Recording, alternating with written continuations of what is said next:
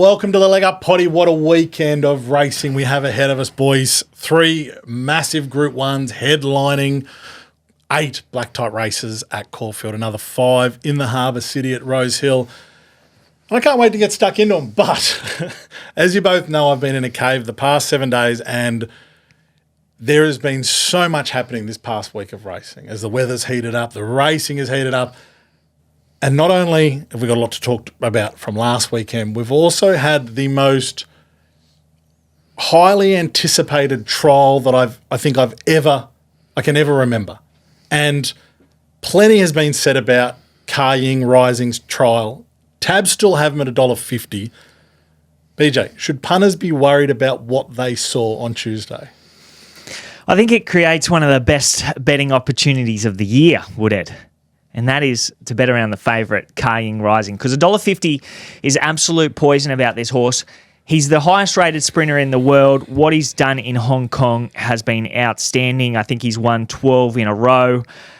But there's a big question mark over him. And that's whether or not he can reproduce what he's done in Hong Kong, in Australia, in a foreign country, on our tracks. And the one time we've seen him in Australia, he trialled okay. He didn't trial like a horse that justifies him being $1.50. That's long odds on in the world's richest race on turf. So I think if you like anything else in the race, if you like Jolly Star, if you like Jimmy Star, if you like Briasa, don't be afraid to back them because he's too short. I think you're going to get 6-4. I think you're going to get $2.50 on the day about Ka Ying Rising. I think they will be prepared to lay him. I just think that they probably have too much liability on him at this stage. So they keep him at $1.50. Chip away at that $9 Jolly Star. She's the one that I like. She beat a subsequent winner in Briasa first up. She was outstanding there. And I think that Waller Camp will get it right on the day. And I think she can get over the top of them. I think I saw in one of Dan O'Sullivan's tweets that one of Jolly Star's runs, if she can reproduce that, she would equal Ka Ying Rising's run from Hong Kong, the ratings out of it. Yeah, potentially his first up run maybe, not his peaks. Right, okay. Yeah. But yeah, I believe her Newmarket win was the top Australian sprint performance this year, and then she eclipsed that when she won the Concord first up. So I think that might like be the $9 for Jolly Star. She starts much shorter than that. Yeah. She has to. She has to start much shorter than that because you have to regress him on what he's done overseas. Yeah. Just given the fact that he is in a foreign country, we don't know how he's going to handle it. He tried okay, but he didn't set the world on fire. And you wouldn't think if Zach gave him a slap up there that he was going to race away and win the trial by 3 lengths. Yeah. Linebacker trial better than him. Not better than him. Equal to. Yeah.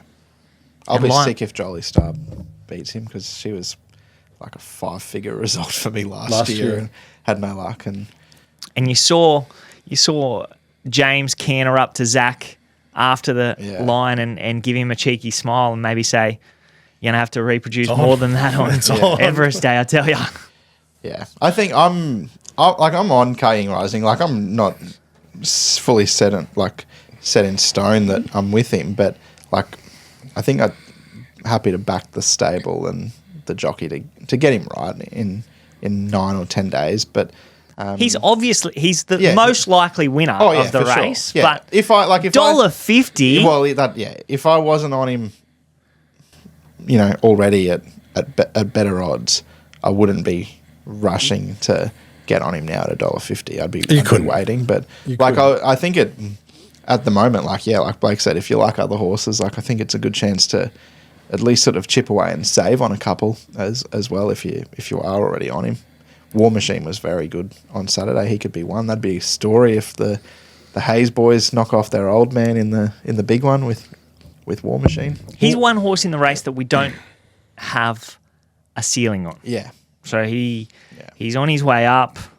He could be up to those.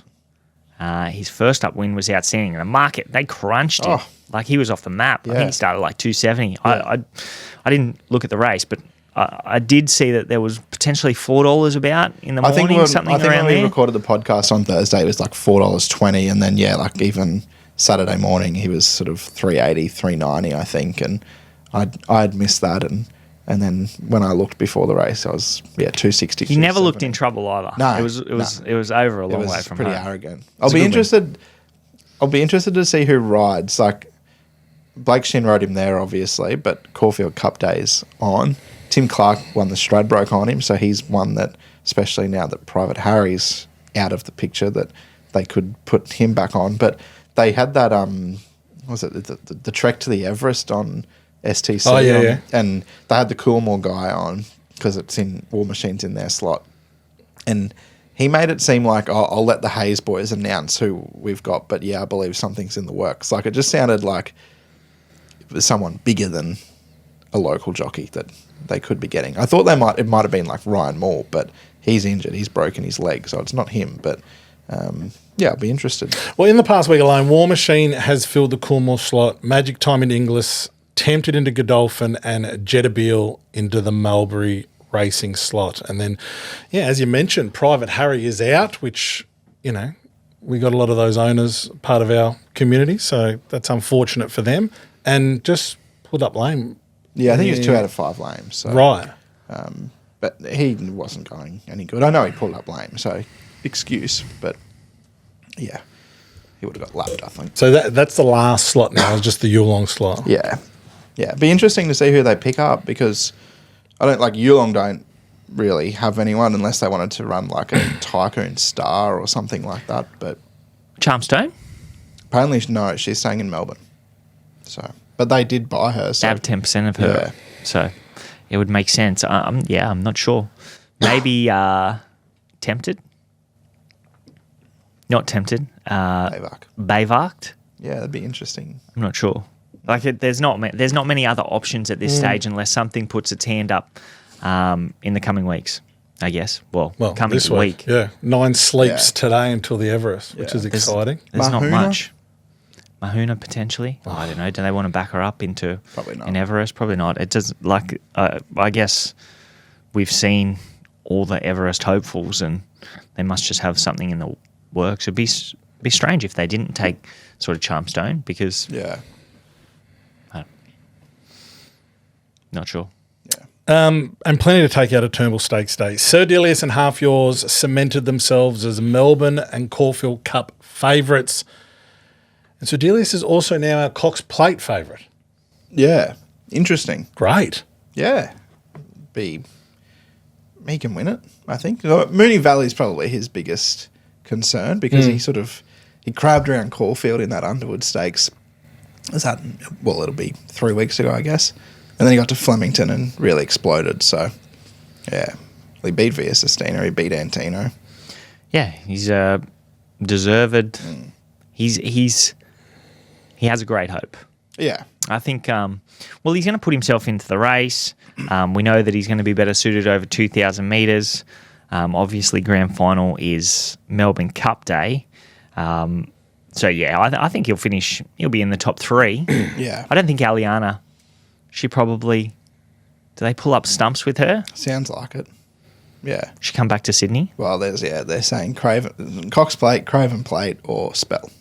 So, apparently she just hasn't really come up in the coat. So, but definitely no Caulfield Cup for her. It's going to be a cracking Cox Plate. Oh, yeah. We'll talk about it, obviously, but Treasure of the Moment, she's the other one hard in the market that will be there. So that different form one will be interesting to see what she does on Saturday. And Antino's back too. He was good. He was good, yeah. Yeah, it's going to be a good race. It's going to be a cracking race. And Via Sistina... probably couldn't have done much more. No, she was good. Yeah. Good for grand final day. Another run under the belt. Boys, let's get into these big races this weekend, and our tips are brought to you by Punters HQ. Head there, head to our website, head to Punters HQ, or click the link in the description of this podcast. Free tips this weekend, and compare the bookies promos this Saturday.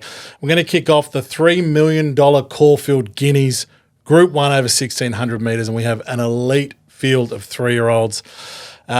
Chris Waller will be chasing his 4th Caulfield Guineas win, and has the top 2 in the market with Woden $3.60 and Autumn Boy $4.60. Navy Pilot is $7.50. Vinrock with Mark Zara on board, $8. BJ. Nepotism was one of yours to follow for the spring. He's had excuses his first 2 runs. Is he a bet for us this weekend? Not for me. I'm not sure how well he's going. His first up run was okay. He just wanted to over-race on a fast tempo last start and didn't finish off. So I'm not sure where he's at. So happy enough to be against him. I think the Golden Rose form is the form. So that's Wodenton and Autumn Boy. They started very similar prices in the market there. Wodenton had the right run and he was strong late.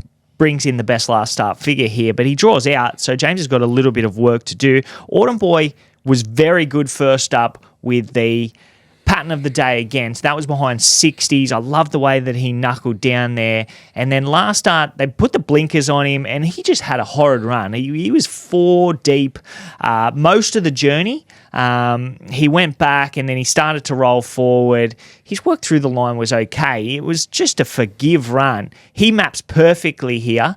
The market has trended towards Wodenton early, and Autumn Boy's getting out. But I think that he can bounce back, Autumn Boy. So I'm going to put Autumn Boy on top. Best value in the race, have to be Rivellino. I think he's going okay, and he peaks third up, gets a really nice run in behind them. So, I'm with the Sydney form, but I think Autumn Boy at the value. I'm going to go the other way. I'm going to go the Melbourne form. I do agree, like the Golden Rose form is always the top form line going into the Caulfield Guineas, but we've seen it with better horses than these ones that have got to Caulfield the first time and not really handled it. So I just sort of want to be with the Victorian form. I thought Vinrock, he was unbeaten in his first prep, went to Sydney, won that English size, beat home Wodenton that day. Had excuses first up, got to Flemington 1400, won really nicely up on speed, and then last start in that Stud Stakes at the Valley, he did fail, but they took the winkers off him. He was slow away, over-raced. He did enough late. It was probably not a great ride. I'd say Mark Zara would have that one over, but he sticks with him. The winkers go back on here, which has sort of been a proven formula for him. He has drawn out again, but I think they'll be a bit more positive here with not a whole lot of speed in it. So I'm happy to give Vinrock another chance. The one I want to have something on as well at bigger odds is Observer for Kieran Maher and Ethan Brown. Ran second to Planet Red on debut, and then he went to Sandown and bolted in. He failed at Flemington, but I liked what he did first up at Sandown over 1300. He was 3 wide, no cover. It was a slow tempo, so it wasn't the end of the world being out there, but he hit the line really nicely. He'll be fitter for that. I like the setup isn't great, but when it's Kieran Maher, I'm sort of happy to turn a bit of a blind eye to the setup, and it just makes me think that this has been the target for him to be here second up. So, at $26, Observer's not a bad each way bet, because if he had have performed that day as an odds-on favourite at Flemington, I think he'd be a fair bit shorter in the market here. The top 2 in the market, so Wodenton and Autumn Boy, they both have question marks over them. So Wodenton, he's got a little bit of a tricky map. Autumn Boy, he's coming off a disappointing performance. So I can see the market turning somewhere else, but I just don't know where it is. I was looking for something else, but I couldn't find it. I think Vinrock, he pulled up lame there last start too. So 15 days between runs. There's a question mark over him as well. So I don't know where else the market could turn. Vinrock and West of Swindon both, they're terrible draws for them. Yeah. They'll both go forward though. Yeah. But I agree. It's not grand ideal. final day, there's going to be plenty of horses trying to kick up and hold their spot. So I think that the speed will at least be genuine. Yeah. That Caulfield Guineas Prelude form I don't like. They absolutely walked and it was set up for them to dash home. That was all it was a sprint up the straight. So, and then that Navy Pilot, I'm not really sold on it. Beat Backash last start and just missed Legacy Bound the start prior. So, I don't know, but that's sort of what makes me not mind Observer with that different form. I know he's coming through the midweeks, but get back the stable. And Ethan Brown, his last couple of Group 1 rides have just been outstanding. He's riding good. He's riding good. So $26 each way. I'm happy to entertain that a bit.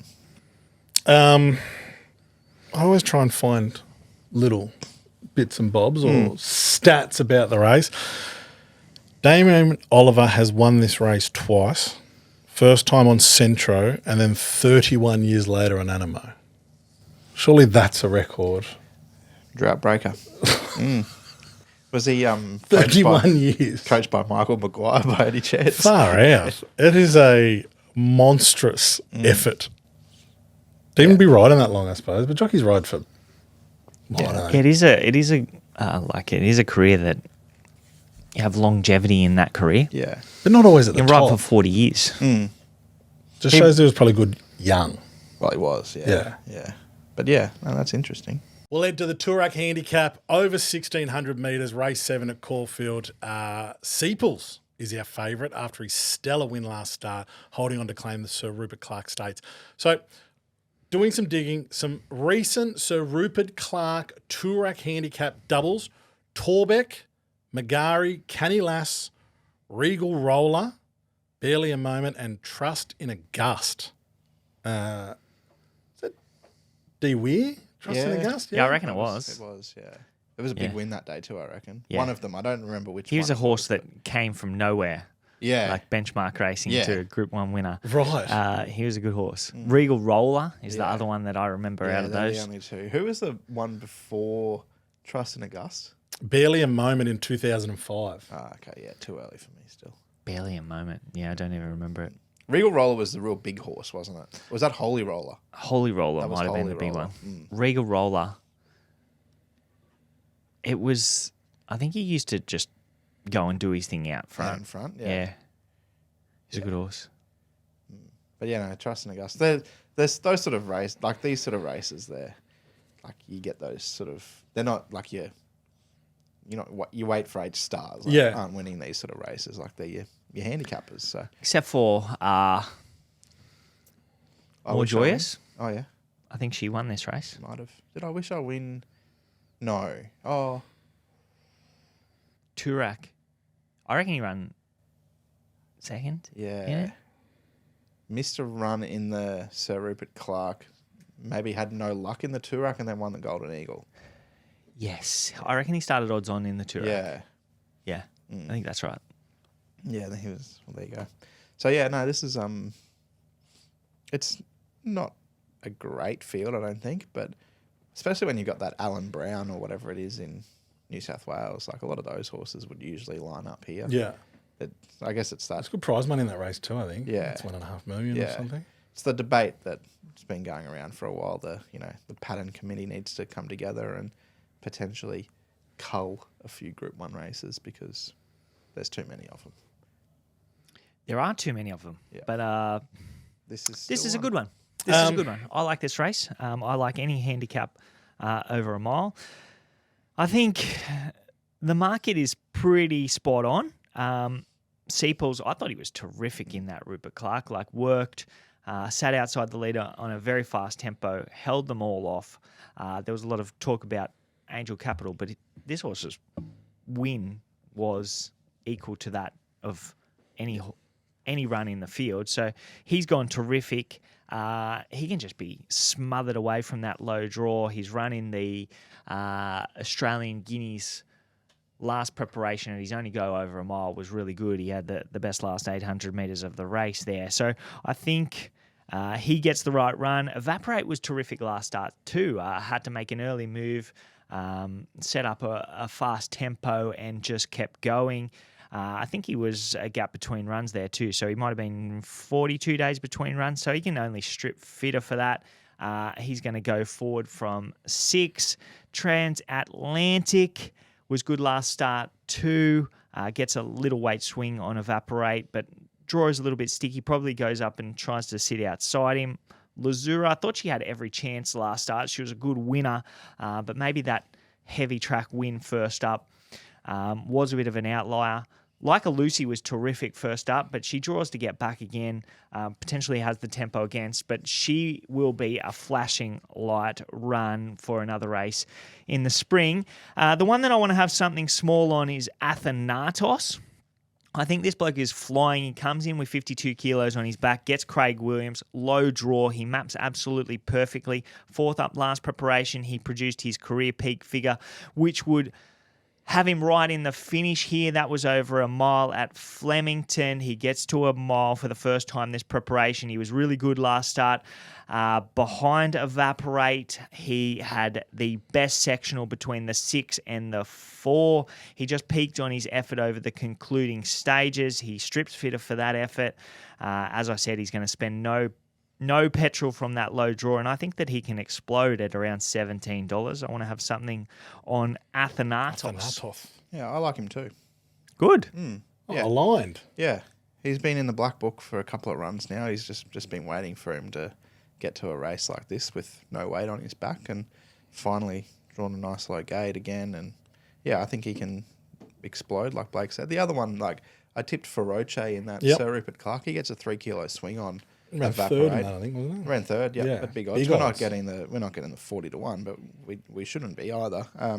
But he's now third up out of 2 fast races and gets to the mile, which he's a Group 1 winner over the mile and narrowly denied on this day 12 months ago in the Caulfield Guineas. So yeah, I think Athanatos and Feroce at 16s and 11s, you can have worse bets in Group 1. Plenty of meat on the bone, boys. Yeah. Yeah. I I like agree to that see. Feroce's got a hope. I think the draw's a little... You would have liked to see him draw a little bit. Yeah, if he drew for 3, softer. he could have just gone bang straight on the bunny. But I think up to the mile. It's not a bad anyway. draw. Yeah. Like, it's not horrendous. No. Go and land 1-1. Sleeves up from Billy Egan. Mushroom. Yeah. All right, let's go to race 6, the Might and Power Stakes, over 2,000 metres. It's a small field, but it's a very interesting race. So Treasure the Moment is at the top of the market, $1.70 now. Currently $7 in Cox Plate betting, which is fourth in the market. 17 horses have done the Might and Power Cox Plate double. Animo, the most recent, in 2022. Winx in 2016. Was there only 3 runners that day? Yeah, she beat. Was it Blackheart Bart? Yeah, and he or she. What? He or she. Well, that was a horse called that. Yeah. So imagine that Him, name. her. Imagine that name these days. Imagine that name these days. It's a good name. Popular. Yeah. Might have started the trend. Can't say that. No. Yeah. Yeah, so she kicked the heads in as you'd expect. Yeah. A little wingsty that day. But this is probably another race that the pattern committee could look at because I think 21 was 5 horses, Probabile, Nonconformist, Zaki, 2 other scumpers that I can't remember. That was Zaki was like $1.30 that day or something. Got rolled. Yeah. So, yeah, interesting. They turn into tactical little affairs, but I think, like... Where are you right now? Obviously, you've had a small hiccup last start where Pride of Jenny killed the rollover, pulled their pants down. Poor horses. Yeah. Does the Treasure the Moment train just get back up and running and pick up where they left off? Yeah, the wheels are back on the track and it's all systems go, I think. Like, she was very good there behind Pride of Jenny. Like, she gapped the rest of them. She was peeling ground off Jenny late. She was gap between runs coming off a little colic setback. So, you know, it's unfortunate because it's not like when we put that rollover bet on, we had to stick with it. Like, you can't just pick and choose when you're backing these horses. But like, she wasn't a bet that night, like given the circumstances. But she was definitely more than a pass mark for rest of prep. So yeah, I think in this race there was 530 reasons why she was a bet that night as well. Well, yeah, that too. All our rollovers just crash and burn. But she's got the tactical speed to sort of settle second on the back of Globe here, and I think she'll just take over on the corner and put them away. She beat Buckaroo easily in the Memsey Stakes first up. So, but you know, he's a good horse, Buckaroo, and he brings that Sir Delius form line. So you've got to respect him. But maybe she'll drift and they'll start a little bit closer together. But I'd be more than happy to side with her if it was a flip of the coin between the two of them. American Beach, you had a look at this? I haven't had a look at it. It's not a betting proposition for me. She should just win. Yeah. Should do. If she wins by, like, without putting the pressure of a margin bet on her, but say she wins by 2 plus, what would you expect that to do to Cox Plate markets? Like, where does she fit in that equation? If Sir Delius is a $3 chance, Via Sistina $3.50, and Tino and Treasure of the Moment both currently. You'd expect her to win $7. by 2 though. What price is she? Isn't she $1.50 or something? No, $1.70. $1.75. Oh yeah, I Buckaroo think I don't think. $2.40. What price is she in the Cox Plate right now? $7. $7. $6 if she wins by 2. She wins by 4. If she wins by 4 or difference. 5, then she might be Yeah. favourite. Depends how she wins. Yeah, She's emulate that first up win. if she does that, Yeah. they're cooking. Yeah. Cooking with gas. Gas. Baby. And Tino who Yeah. slides right down in the market. Yeah. It'll be a good race. The Cox Plate. But All right, boys, I want to touch on one in Sydney. Before we do that, I just want to let you know that we're rising up the ranks in Betfair. Remember our goal at the beginning of this podcast season was to become the top 3 ranked followed profile on Betfair. yes. Yeah. We're 11. We're 11th ranked at the start of the potties. Mm-hmm. Can you guess where we are now? 1. I'll say 6. Can you say that? Huh? I'll say 6. We are. We'll We're be 6. higher than that. We're 6. 6. guess. That's disappointing. We're not doing enough. I want 1. We'll get You there. need to start. We need to start coming up with some sketches like the 2 unit boys, some skits. Yeah, I've left that with Lloydy, Have but it? he hasn't moved on it. He's done his first skit today. He's worn fucking golf shoes to work. Yeah, Can you hold them up in front of my camera so people can see? If you're watching this on YouTube, can they see that? Glad that's the good leg. Oh, yeah. The other one doesn't get out that I know far. we can see. how's the Yeah. hamstrings? That tested him out. There's a click there as well. There was a click. It always clicks, but Oh, I forgot to ask you, how'd you go touch last night? we got beat. Good game. Did you score any tries? No, No pies? no, Yeah, that's no good. I Wear those shoes? no. I could. Yeah, I reckon you I could. got- He usually I got preys on the done. girls on the other team. Yeah. He He just- just give for the intercepts. He just Yeah. waits for I them got- to throw on One of you. the girls, sees one ones of the girls outside, makes a intercepted me technical last move. night. Did she? Yeah, we had a bit of a wraparound going on, and one of the guys on my team wrapped around me, and I did the flick pass around the back, and She just read you caught like it. a book. Yeah, Good on her. yeah, we got it though. So the girls got one back Boy, on you you. got a body wide. She was quick. Ankle tapped her. Yeah, Just did that look away shoulder in. yeah. It was like Benji Marshall 05 grand final, but yeah, no, we got beat, but they were a good team last night. Okay. Yep. Well, We'll thanks for the bounce back. update. No worries. It's like a Good asking. sports report. Thanks. How'd your team go in the grand final? No, let's not talk about I that. didn't ask about that one. They went good for the first half. Oh yeah, the punters that followed the Storm same game multi from last week's show with Melbourne win, Warbrick anytime, and Katoa, Clive Churchill. We would have been sitting pretty at half time. I think both were sitting pretty. Well, pretty- Yeah. I Yeah, scored. Shibasaki. Yeah, Shibasaki Shibasaki, scored. Broncos. And what'd you But have? Haas, Payne Oh, Haas. Haas. Yeah. He We was off the neutralised field him. for Why did it too take long. you Yeah. off for so long? I don't know. That was a weird one. Well, it worked out for them. Yeah, they I should have went Walsh. should have. Yeah. In hindsight, No-brainer now. It's a no-brainer now, isn't it? if I had my time over again, I would have went Walsh. Yeah. You No would have doubt. gone Broncos win, Shibasaki 2, Yeah. Walsh win. Walsh score. Yeah, I would have got Mariner try as well. Yeah. Would have been Dean sure. Mariner. Yeah. All right, we're going to look at one race here in Sydney, boys. It's the Hill Stakes. So it's Rosehill Race 8. It's a Group 2 over 1,900 metres. Lindemann heads the Waller 3-pronged attack on this race. $2.40. Kovalika is $7. Elamaz $7.50. Light Infantry Man $9.50. Now, Lloydie, Yep. or BJ, talk me out of Lindemann because he's got form around Sir Delius and Fangirl. Nash has been bullish on him during the week. And he's looking like a great bet this weekend. Yeah, well, that's probably the right form to be looking at, but he's probably had his birthday in both of them, like on-speed favours, I think, in both. He's just had it sort of all his own way. But, yeah, like, you beat Sir Delius and even, like Vauban ran third. He's the giant killer, Lindemann. He is a bit of a giant killer, isn't he? No giants in this race. Kovalika, Yeah. maybe. Well, yeah, what a horse. But I think there's going to be a little bit more pressure here for him. maybe not a whole lot, but more than what there's been in those last two. So, Elamaz will go forward and be right thereabouts. Palmetto can sometimes show up a bit of gate speed. So, yeah, it's a good race. What is it, $2 million? Are you liking anything in it? Well, I'm sort of going to go to a couple of my boys from preparations gone by. And I'm just trying to fact check myself here, but I think they might have Quinelled They did. the race last year, Kovalika and Attrition. Yeah, they did. Yeah, so I think Attrition, all three of his runs have been quite good. I thought the way he closed off in that Fian behind Pride of Jenny and Treasure of the Moment last start was good. And it was probably potentially better than his Fian run 12 months ago, which he then came and he won this race. So you follow sort of that preparation.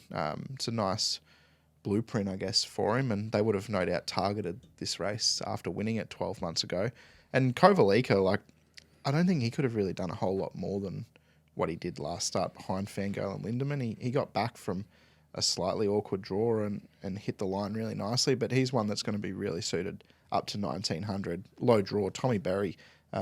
He's ridden him a couple of times. I'm just trying to remember if he rode him in that Q22 and won on him. No, that was Nash. So whether or not Tommy's won on him or not skips my memory, but he's riding well, Tommy Berry. So yeah, Kovalika and Attrition. I reckon he has. Yeah. Maybe not, actually, because he was a long time between drinks, and there was sort of James Orman and James McDonald early on, and then he didn't win for a long time. But maybe Tommy ran second or third on him a few of those times. Right, okay. I think Tommy Berry's rode him I'm sure he's ridden him. once, three times. He's rode him 3 times. There you go. He hasn't. I don't think he's won on him. Yeah. So he'll be out for a bit of vengeance. What do you reckon, Beach? I've Lindemann marked odds on. I think that it sets up perfectly for him. Yes, he's had it his own way in front at his past too, but he brings in the best form. I don't think 14's a problem. I think there's hardly any speed drawn inside him, so he can just mosey on down. He was great there last start. That was a career peak for him. You can regress him off that and still have him marked very short in this race. Last preparation, over 2,000 metres, he sat on a very hot tempo. That was behind Via Sistina in the Queen Elizabeth Stakes. The 3 horses that beat him home were Via Sistina, Dubai Honour, and Tom Kitten. Chow Wolf was in 5th. So, that form is really good form for a Hill Stakes. He's going equal to or better than that this time around. I think that he is very hard to beat. Light Infantryman, he's going better than his form suggests. Third up last preparation, he exploded to win that Australian Cup. So he maps to get a nice run here. So I think that he is a key danger in the race. Kovalika is going well as he did when he did run second in this race last year. So he's a danger. Elamaz, I can't get him anywhere near that $7.50, so I think he's a hole in the market, and I think Kingswood is also a hole in the market. I can't get him marked anywhere near $8.50. So Lindemann, very hard to beat. Key dangers, Light Infantryman and Kovalika. Kovalika well enough found. I could get Light Infantryman shorter than $9.50, but I want to be on Lindemann. Yeah, I did think that as well. I looked at this race without looking at any prices and whatnot, and thought Kovalika would have been $11, $12 kind of thing. And I was a bit surprised to see him second favourite at $7, but that's without actually pricing. I think that's relatively fair. I think it's fair, but yeah, there's I not was much. just probably thinking there might have been a bit more they might have missed him here. Yeah, there wasn't much between him and Light Infantryman's runs last start either. Yeah. So considering he was $81 in that 7 stakes, obviously tougher sort of contest, but yeah. Good stuff. Good stuff. Always a good show when you sort of start it with War Machine and finish it with Kovalika, isn't it? Yeah. Good to see you're on the tools. Yeah. Making it all work in your favour. That's right. You just weren't meant to mention the Storm Grand Final loss. I know, so I just snuck it in at the end. Yeah, that wasn't on the run sheet. Had that clearly marked, don't say it in the beginning, but Yeah. didn't say it at the end. Anything else to add, boys? not from me. No, don't think so. Good racing around. Oh, hell yeah, man. A lot of good horses going around. If you do love your racing, and we are in the depths of spring racing right now, make sure you jump on board members only. We have got a great couple of weeks coming up. I can feel it in my Shalaki Stakes this weekend too. Shalaki Stakes. This is the time of the year. This is it. Yep. We live for this time of the year. We do. Put the numbers up. Yep. So get involved. Join the rest of the crew. Get involved in the Discord channel and the rest. And look, good luck this weekend to you two gentlemen and to all our listeners. And hopefully we can all bag some winners. We're going to smash them. Yeah, I hope so. Absolutely. All right. See you, punters. All right. Hooroo. Imagine what you could be buying instead. For free and confidential support, call the number on the screen or visit the website.